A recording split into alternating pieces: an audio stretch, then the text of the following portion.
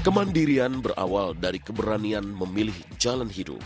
Begitu pula dengan Atika Hasiholan yang akhirnya terbang ke Australia di usia yang masih belasan tahun. Di negeri kanguru itu, Atika belajar banyak hal, mulai dari ilmu pendidikan hingga arti kemandirian. Saya di Australia dari umur berapa ya? 15 ya, dari tahun 2006. High school 2006 2007 ya, pokoknya year 9, year 10, year 11 itu selesai akhir 2009, year 12 selesai akhir 2009. Terus udah gitu saya kuliah tadinya di Perth high schoolnya, terus pindah ke Melbourne University juga 3 tahun. Saya balik tahun berapa tuh, jadi total 6,5 tahun lah saya di Australia. Waktu high school saya homestay, saya tinggal sama ada ibu-ibu bule gitu deh, namanya Gloria. Saya tinggal sama dia sama high school, terus udah gitu kalau pas kuliah saya sharing apartemen sama teman. Saya juga sempat waktu di Australia saya sempat juga kerja beberapa kali gitu. Saya sempat kerja di restoran, saya sempat kerja di toko, jadi menjaga toko kayak gitu. Jadi semuanya coba dibalancein, main juga, kerja juga, belajar juga. Oh, kalau itu sih sebenarnya enggak. Itu bagian dari konflik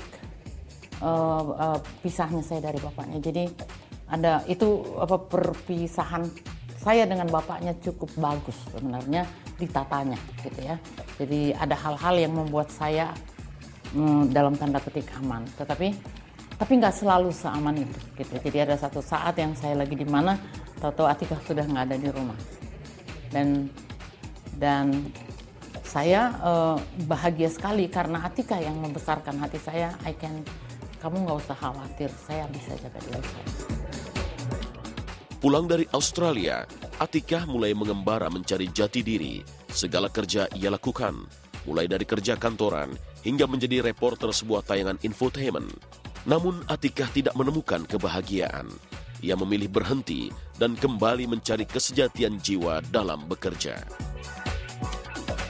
Selesai saya kuliah, saya tuh nggak ada pikiran untuk di dunia acting. Pikiran saya, waktu itu saya kuliah ngambil Bachelor of Arts, Psychology sama Media. Pikiran saya bakalan kerja di TV station atau apalah yang lebih relate ke itulah. Saya juga tiap kali liburan, saya magang, sempat di beberapa TV stations gitu ya. Saya magang kerja gitu ya. Jadi wartawan, jadi reporter infotainment saya juga pernah loh Mas. Saya udah ngerasain itu, tapi kok kayaknya nggak kurang lah minat saya untuk kerja di TV stations gitu ya. Akhirnya saya coba kerja di advertising. Saya suka sama seni peran gitu. Saya mau di seni peran, dan kan ada medium lain selain teater gitu ya. Jadi pengen coba acting di film. Kebetulan film juga lagi naik gitu. Akhirnya saya bikin tuh. Saya bingung kan. Saya lama di Australia, saya nggak kenal siapa-siapa di perfilman. Ibu saya mungkin kenal, tapi juga ya nggak lah gitu. Saya nggak kenal siapa-siapa gitu. Terus saya saya bukan di dunia modeling atau apa gitu ya. Jadi kalau saya mau main film, kira-kira gimana caranya ya untuk, kayaknya kan orang harus tahu, kenal wajah kita dulu, familiar dulu gitu ya. Jadi mereka tertarik mungkin gitu. Saya bingung gimana. Akhirnya kebetulan saya ada teman saya gitu, dia suka bikin website apa segala macam. Saya bikin portfolio. Akhirnya saya ngobrol-ngobrol sama teman saya, dibikin DVD ROM gitu. Itu kayak website lah, tapi DVD. Jadi bisa diklik-klik gitu biodata saya, terus cuplikan-cuplikan dari pementasan teater saya gitu, sampai udah jadi gitu, foto-foto saya udah jadi dalam DVD ROM. Udah gitu saya tanya sama ibu saya, Mi bisa nggak dapetin alamat-alamat dari sutradara dan produser ini. Waktu itu yang hits lah gitu nih, Adinata, Rudi Sujarwo, Riri Riza, siapalah gitu, banyak lah gitu. Ya udah, aku dapat alamatnya, aku kirimin itu satu-satu. Kebetulan alhamdulillah nih Adinata, mungkin dia kasihan kali sama saya dan lihat, gila nih anak niat banget gitu kan. Dan kebetulan dia lagi siap persiapan Berbagi Suami. Ya ada saya di casting, saya datang, saya dapat alhamdulillah. Saya ingat banget waktu dia menjadi bagian dari sebuah infotainment. Ya, dia jadi di bagian apanya lah gitu. Pokoknya dia jadi wartawannya gitu.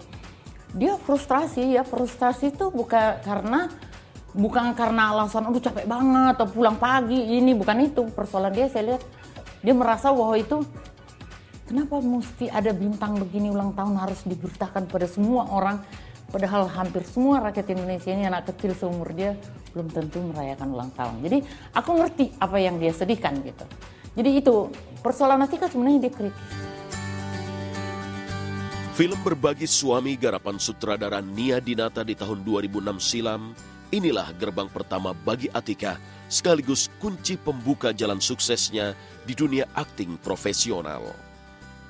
Atika yang awalnya tenang-tenang saja saat menjalani casting, akhirnya bersorak gembira karena sang sutradara menerimanya sebagai pemain. Yang pasti saya senang banget karena, wah upaya saya nih untuk ini nih bersambut nih, gini. Ya bersyukur banget.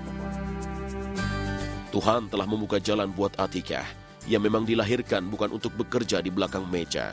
Seni peran adalah profesi paling tepat buatnya. Terbukti, usai film pertamanya itu, Atika pun bersulang rezeki.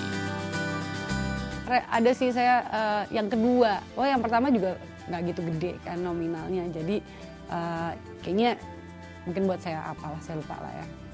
Yang kedua agak lebih gede dikit, itu saya buat ngerenovasi kamar.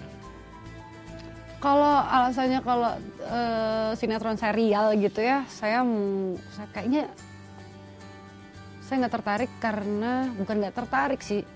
Itu jamnya capek banget kan ya, dan saya bukan tipe orang yang bisa dengan komitmen kerjaan yang, kan itu kan bisa dari pagi sampai hampir pagi lagi jam kerjanya gitu kan, dengan kayaknya huru hara kan ruwet gitu kan, gitu kan dalam membuat itu gitu ya, yang skrip baru ada lagi ini.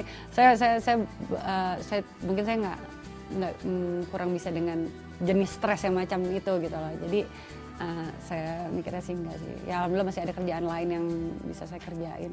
Mungkin kalau ngomongin duitnya sih emang gila ya kalau sinetron serial gitu ya. Totalitas berakting menjadi kata kunci buat Atika. Seperti totalitas memerankan tokoh wanita di film The Mirror Never Lies yang memberinya banyak pengalaman inspiratif. Karena di film itu, Atika tidak sekedar berakting, tapi juga menjiwai sekaligus belajar bahasa suku Bajau. Memang saya suka laut, saya suka diving. Pokoknya saya laut deh, orang laut, anak laut deh, nggak anak laut banget, tapi maksudnya saya suka laut. Jadi pas ditawarin Wakatobi, terus juga kemudian saya baca semuanya gitu ya, udah oke, mau. Dan terutama juga tantangannya sih itu challenge buat saya belum pernah meranin di situ kan saya jadi benar-benar orang pedalaman ya, jadi perempuan pedalaman, juga ngomongnya juga pakai bahasa Bajo. Dan Bajo ini menurut saya ini unik banget karena saya sama sekali tidak familiar. Kan nggak kok, kayak itu kok. Tuh kayak apa ya, sini loh gitu. Terus one time nggak tahu gimana ceritanya lah, hanyalah Rio nelfon saya, padahal kita belum pernah ketemu. Dia nelfon dan akhirnya dia ngajak kita ketemu dan pergi. Udah tiba-tiba kucuk dia datang lah ke rumah saya.